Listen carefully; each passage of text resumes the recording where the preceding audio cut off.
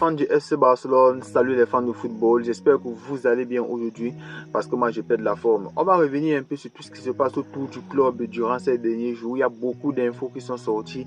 Alors si c'est que tu es nouveau sur la chaîne, n'hésite surtout pas de t'abonner et d'activer la cloche de notification parce que la saison est bel et bien terminée. Et à partir de maintenant sur la chaîne, ça sera full info mercato. On va directement commencer avec Rafinha qui a été élu meilleur joueur d'Europe selon Athletic FC et c'est totalement mérité. La saison qu'il a encore de nous sortir là, c'est vraiment digne d'un ballon d'or. Parce que même au-delà des stats, ce que Rafinha est encore de faire depuis le début de saison jusqu'à présent, c'est complètement inimaginable. J'aurais jamais pensé voir Rafinha à ce niveau, donc big respect à lui.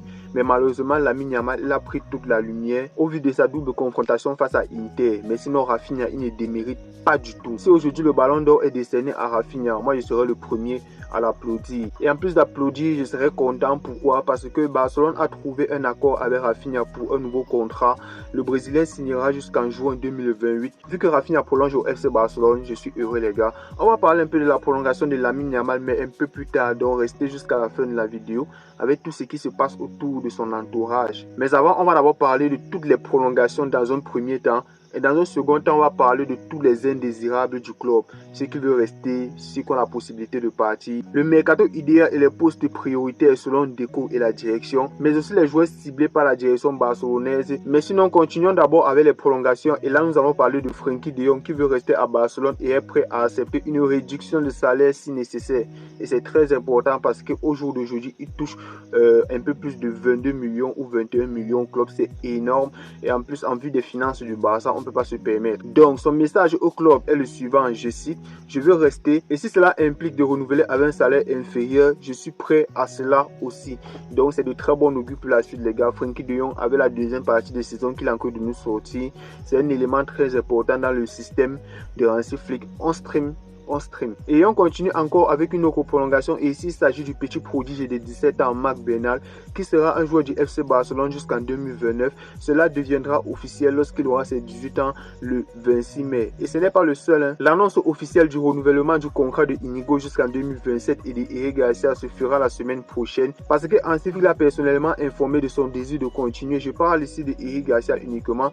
Il y a quelques petits détails financiers qui seront bientôt réglés, mais aussi de Hector Fort. Pourquoi? Parce que le Barça compte sur lui pour la saison prochaine. Ces dernières semaines, le club a fait savoir à l'entourage du joueur qu'il comptait sur lui et le plan actuel c'est qu'il reste. Flick est content de Hector qui se sent très à l'aise. Et c'est un cas particulier parce qu'il y a le PSG qui est intéressé par ce dernier. Compte tenu des progrès de Geoffrey Tourelle qui est latéral gauche à l'équipe B du FC Barcelone, il est peu probable que Deco fasse un investissement majeur dans un poste d'arrière gauche comme je l'ai déjà dit. Moi personnellement je ne suis pas d'accord, je suis désolé. Il fallait un joueur de calibre pour pouvoir assurer une possible blessure de Baldé durant la saison. Aujourd'hui faire confiance aux joueurs de la Masia c'est bien, mais il faut savoir doser quand même. Il y a des postes qu'il faut recruter. Ce n'est pas qu'on va à chaque fois aller chercher un joueur à la Masia pour pouvoir boucher le trou en quelque sorte. En tout cas, le mercato ne fait que commencer. On va un peu en savoir plus dans les prochaines semaines. Selon Sport, l'ailier est le poste prioritaire du côté du FC Barcelone en ce moment. Même sans grosse vente, un ailier arrivera qui sera un pilier pour les 3-4 prochaines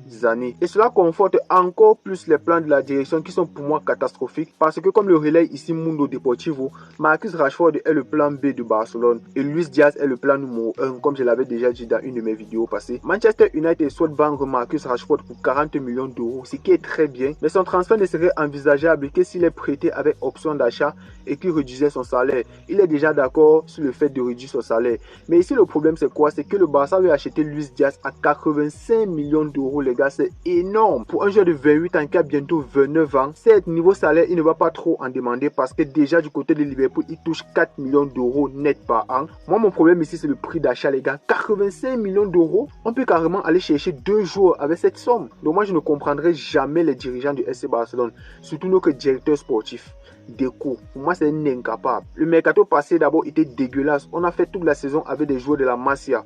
Olmo qui était blessé, qui jouait un match 2. Et au jour d'aujourd'hui il va encore nous ramener Luis Diaz qui se blesse assez souvent. Ah moi je ne sais pas. Et en plus Hansi Flick a approuvé. Hansi Flick a approuvé les gars.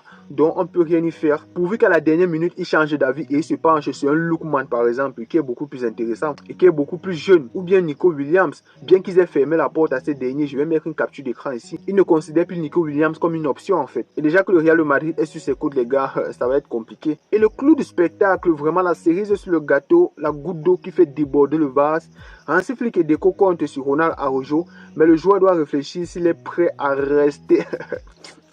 Aïe. S'il est prêt à rester au FC Barcelone, même si sa place de titulaire est pas garantie. Mais vous vous foutez du monde, vous vous foutez de la gueule des gens ou quoi? Araujo qui nous a plombé, qui nous a niqué, qui nous a gâché 2 années consécutives en Ligue des Champions. Et je ne sais pas si vous en rendez compte.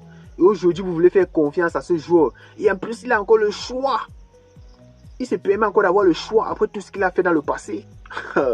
Vraiment, c'est le monde à l'envers. Il se permet encore d'avoir le choix. Il n'est pas sûr de rester au club parce qu'il n'a pas sa place de garantie. Pardon, dégage. Je suis désolé, il doit dégager. Il doit dégager tellement.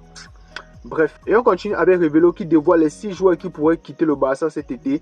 Ansu Fati, Ronald Araujo, Fermin Lopez. Laissez-le au club, s'il vous plaît. S'il vous plaît, Fermin Lopez n'a rien à faire dans ce classement-ci. Andreas Christensen, dommage. Eric Garcia, c'est faux. Oubliez cette piste parce qu'il sera prolongé. Et Pablo Torres, bon. À part Eric Garcia et Fermin Lopez, le reste, ils peuvent s'en aller.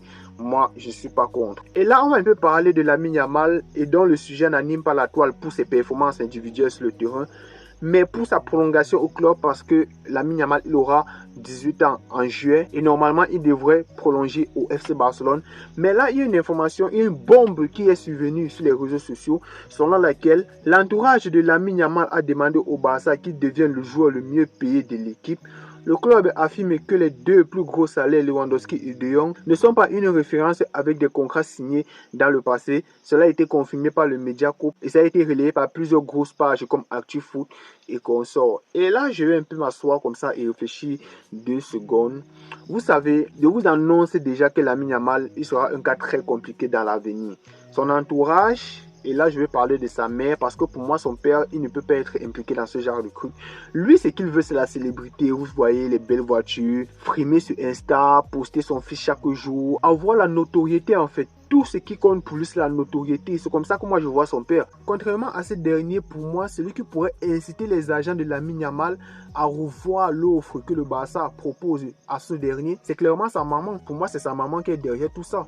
Et ce n'est pas une accusation et c'est tout à fait normal, mais c'est très tôt. Ce genre de comportement-là, il peut avoir une conséquence drastique sur le joueur en fait. Laissez l'enfant grandir, s'il vous plaît, laissez-le grandir, laissez-le, on lui donne son salaire au fur et à mesure qu'il va prendre sa croissance. À 18 ans, vous voulez qu'il soit le joueur le mieux payé du FC Barcelone? Non, mais c'est absurde. Il a tout le temps. J'ai pas envie qu'on refasse les mêmes erreurs qu'on a fait avec Lionel Messi parce qu'il prenait des salaires astronomiques au club. Je vais pas m'avancer et dire des bêtises, mais on a tout donné à Lionel Messi. Et si le club était dans un état lamentable 2021-2022, c'est aussi en grande partie à cause de Messi parce qu'il touchait un salaire, mais les gars, et j'ai pas envie qu'on répète la même chose avec Lamine Yamal. Actuellement, le mieux payé du club, c'est Lewandowski avec 26 millions d'euros. De Jong vient en deuxième position avec 23 millions d'euros. Forcément, à la fin de sa carrière, il sera le mieux payé du club, les gars. Ça, c'est une certitude.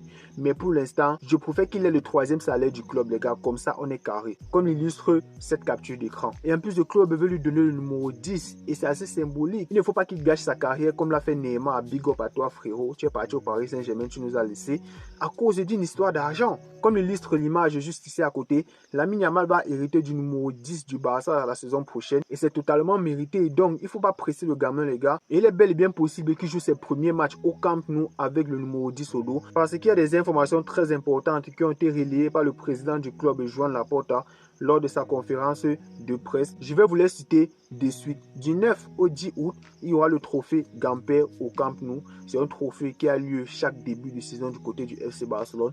La saison passée, on avait perdu 3-0 face à Monaco.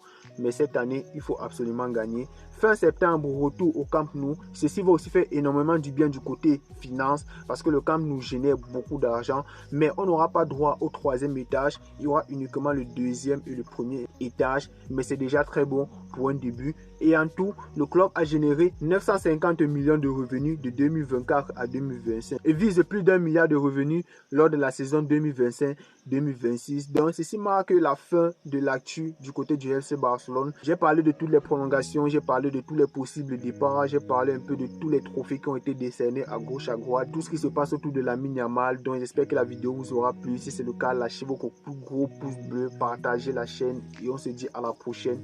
Ciao.